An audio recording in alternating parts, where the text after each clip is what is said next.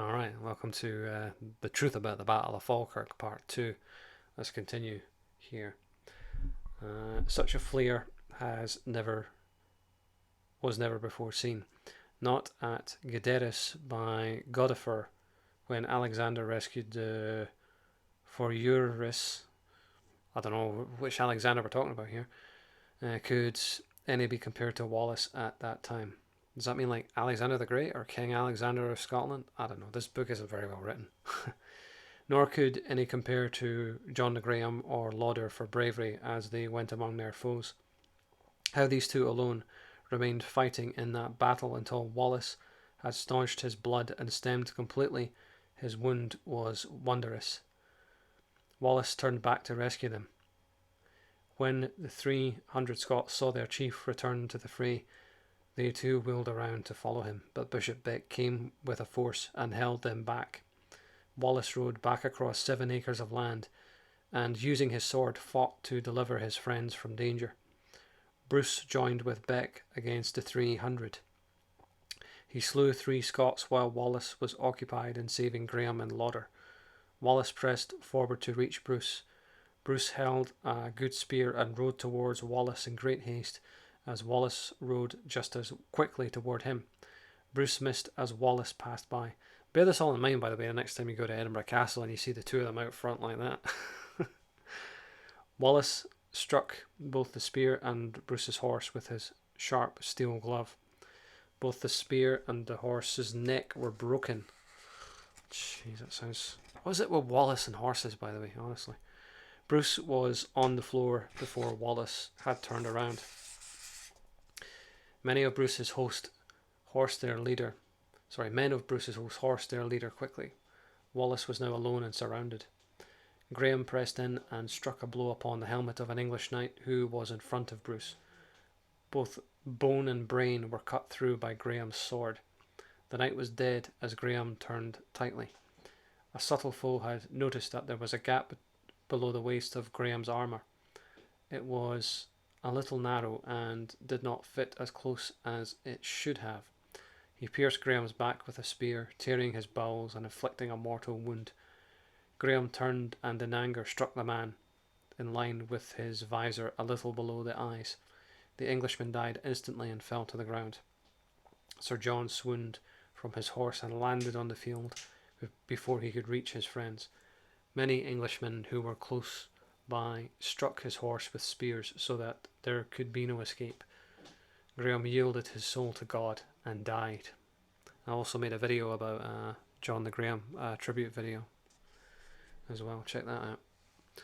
When Wallace saw that Sir John had been killed, he lost his wits, becoming like a wild beast far from reason. Like a madman, he rode back among the enemy, cutting down with single strokes any within his reach. In this rage he slew many men.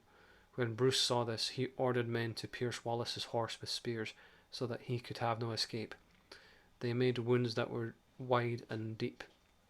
Wallace cut the shafts of the spears, but several of the heads remained embedded in the horse's sides. Wallace came to his senses and realised that to lose his life now would be of no advantage to Scotland. He wasted no time in fleeing, spurring his wounded horse out from his surroundings. He reached his own folk beside the banks of the Carron and cried aloud for them to take to the flood and cross over. Stay close together, that we do not lose any men. At his command, they took to the water. He lingered behind to guard the entry until all his men were across. Then he himself began to cross. He dreaded that his horse would fail, and he clad in heavy armour. Although he was a strong swimmer, he knew the armour that he wore could spell death from drowning. The clear water cooled the horse down some deal, and it bore Wallace through the river and onto the land. Then the horse collapsed and died. Curley had soon brought another horse for his chief. Wallace leapt up and rode throughout his men to see who had been lost. Graham was away, as were 15 others. These men had died on St. Mary Magdalene's Day. 30,000 Englishmen had forsaken their lives on that same day, first those by Stuart and then those by Wallace. For all his victory, King Edward had paid a heavy price. And just think what could have happened if John Stuart and Wallace were together. By the way, in the last video I speculated that Sir John Stuart was in his 40s. He was actually 53 at the time of this battle. You know, Wallace told his men to ride at once to the Torwood. He and Curly rode together alongside the banks of the Carron, watching the army on the other side of the river. Bruce rode forward and called out to Wallace, "What are you there?" "A man," replied Wallace. "Aye, that you have proved today. Stay where you are. There is no need for you to flee now," cried Bruce. "I do not run from you, but from the power you command that has nearly destroyed your own people. By God's will, we will have amends of this soon." "I desire to speak with you," said Bruce. "Speak on. You can for little higher. Ride from the others. You can tell them to wait with Beck. I'm curious to hear what you have to say." Bruce's men waited and he rode forward. He took with him a single Scot whose name was Ray. When Bruce was out with the hearing of his company, he turned in closer, riding to the edge of the river. "Why do you fight against Edward when you could live under his peace? By your default, through your lack of conscience, you have betrayed Scotland. I claim no right to govern, but I will defend the land which you destroy by your cruel deeds. You have killed 2 men today who were worthy of a much higher reward. I would wager more than £5,000,000 of the finest gold coins that ever were made. There was no better knight than the good Graham for bravery and honesty." Tears fell from his eyes as he said these words. "We have lost far more men today," Bruce replied, and there's a footnote here. The loss of upwards of 100 horses shows that the victory was not bloodless. The only knight of importance, Homo Valoris, Sir Brian de Jay, Master of the Temple, lost his life. The slaughter of the Scots was, by the lowest estimate, 10,000 men, and of the leaders were fell Sir John Stuart, Sir John Graham of Dundaff, the Fides Achates of Wallace, I think that's how you say it, Achates, and Macduff, the young Earl of Fife, whose followers, like the men of Bute, the retainers of Stuart, perished to a man. So there you go. And I mean, the Scots just fought to the death. Even the Earl of Fife did the same thing, you know, because back in those days, you know, honour was a very real thing. You don't turn and flee like that coward John Comyn did, you know. Disgraceful, you know. But all the true Scots went down swinging, you know, aside from Wallace, because he could see that it was lost, you know. I mean, he didn't just turn and flee, you know. He had to fight his way out, you know. And the only reason he did was to save the lives of his men, and almost died himself. He took a wound. Alas, their deaths came at too high a price, through the treason of a man who should be our king, one who willfully destroys his own people. This is Wallace talking to Bruce, incidentally. "Will you take my advice?" asked Bruce. "No, you can live in such ways. I will not live like you and be Edward's man." Bitch, really. "Even if I was to hang tomorrow for refusing. Yet I will tell you this, you could, if you desire, reign in Scotland as our king. However, for me to be in peace and hold back from King Edward, I will never take a wage from that false man, and I shall always fight against him.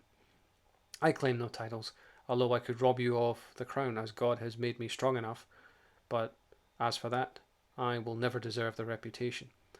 I would say no one deserves it more, honestly, but, you know. The good Lord knows why I fight to defend those whom you try to destroy.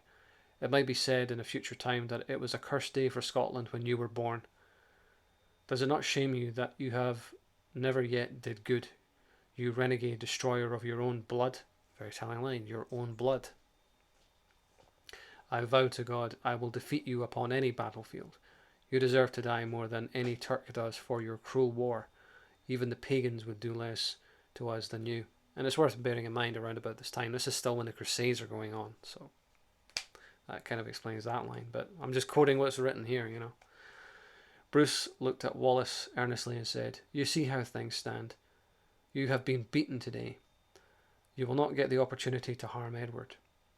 We are, because of today, more determined than we were at Begar, where Edward left many of his dead countrymen and fled from the field. That he shall do again or lose his life, for all the power of his great army. We have lost in the field only one worthy knight. Scotland now stands in such peril that I would be mad to leave it in such a way. Wallace, night approaches. Would you, in the morning's light, be by 9 of the bell, meet me at the chapel of Junipace. I would like to speak further with you. No. Before that time arrives, even were Edward supplied with all the men from here to the Orient, we will reckon with him. Moreover, for the theft of our land, he will be shamed or die or flee back to England. And if you've seen my Battle of Falkirk video, that's exactly what happens. But if you like, soon, by the hour of 3, I will meet with you, if God spares me. While I live, Scotland will not fall. Bruce promised him that he would come with 12 Scots. Wallace said, if you stand by me, then we will no longer be enemies. I will bring 10 and allow you the greater number. I will not fight with you at Junipace, whether you be a friend or a foe. Thus they departed. Bruce rode to Linlithgow, where Edward had lodged, at the south of the town. They were sitting down to supper when Bruce entered the pavilion and approached his vacant seat. He did not wash, but quickly sat down to eat. He was hungry, as he had fasted throughout the day. Blood covered his weapons and armour. Soon Englishmen spoke in scorn and said, behold yon Scot, he eats his own blood. Edward judged this derision rude. He ordered that water be brought to Bruce. The Englishmen advised him to wash, but Bruce ignored their appeals. Sadly, Bruce remembered the words of Wallace when he said how Bruce might be remembered with contempt by future generations in Scotland. Then he regretted what he had done, for he reasoned that this blood might well have been his own. He had to remain in their company for a long time before he could get away, but from that day he never again fought against his own people. I will leave Bruce for now, nursing his aching heart. Wallace entered the Torwood and met with his men. They had built fires that were broad and bright. Deer and sheep had been caught by them and cooked, and soon their hunger was satisfied. Wallace slept for a short time, then rose and gave orders to his men. He chose Earl Malcolm, Lundy, and Ramsay to take command of 5,000 men, while he led the others, along with Seaton, Lauder, and Wallace of Riccarton, that's Adam Wallace, back to the battlefield where the chase had been. They walked among the dead, looking for the corpses of their friends. Wallace mourned most when he saw Sir John de Graham's body. And I've covered that in another video, my tribute to John de Graham, so you can check that out. So I'm just going to kind of flash forward here to the meeting between William Wallace and Robert the Bruce, if I can find it. Okay, so skipping past the burial for Sir John de Graham. Okay, Wallace commanded the men to wait there at Falkirk, that is. He chose 10 men to ride with him to attend his meeting with Bruce. He passed southwest to the meeting place at Junipace. Bruce and Wallace soon met. He grew in anger when he saw Bruce, and their handshake was at arm's length and cold. Do you now regret that you have been contrary to our aim? Asked Wallace. Wallace, rebuke me no more. My own deeds have punished me enough. Then Wallace heard Bruce utter those words. He fell upon his knees and dropped his head. Bruce took him in his arms and brought him to his feet. He led Wallace aside from the men to speak with him privately. I cannot tell perfectly what was said, but the men overheard part of the conversation. Wallace questioned him. Have you left Edward's employ? No, Bruce replied. I am prevented from doing so. My seal in front of witnesses binds me. Again, you have to stick with your honour. This is a time when honour matters a lot. So if you've given your word, you can't go back on it. Otherwise, no one will ever trust you again. For all England, I will not break my seal. But of this I swear to God and to you, I will never again raise arms against my own people. If I take to the field bearing arms, I will never harm your purpose. If God grants us the upper hand, then I will flee the field to save myself. And should Edward escape, I will go with him into England, unless I am captured or slain. If I am freed from my bond, when the term has lapsed, I shall come to you, as long as I escape from the coming battle. Of what else was said, I can tell you no more. So there we go. This is the redemption of the Bruce that I referred to in the Battle of Linlithgow video. You know, it was very interesting that Bruce does come to regret his decision to fight alongside Anthony Beck and Bishop Beck, that is, and King Edward the First. You know, so pretty eye-opening stuff. You know, but like I said in part one, don't always believe what you see in Braveheart or Outlaw King or any of these things. They're movies, yeah, they're entertaining, but they're not documentaries. You know, learn the difference. You know, and check out the tribute to John the Graham video as well. Anyway, thanks for watching.